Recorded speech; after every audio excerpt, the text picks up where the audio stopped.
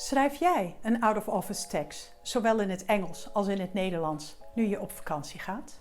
Zorg dat je Engelse tekst correct is geschreven.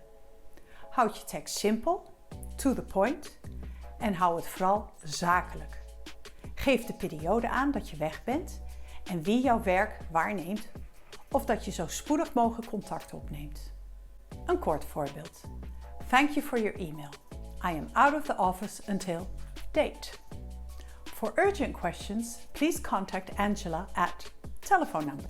Een langer voorbeeld. I'm going to be out of the office from date to date. And during this time, we'll have limited access to my email.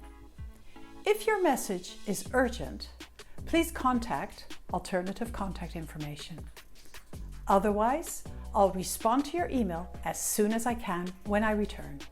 Fijne vakantie!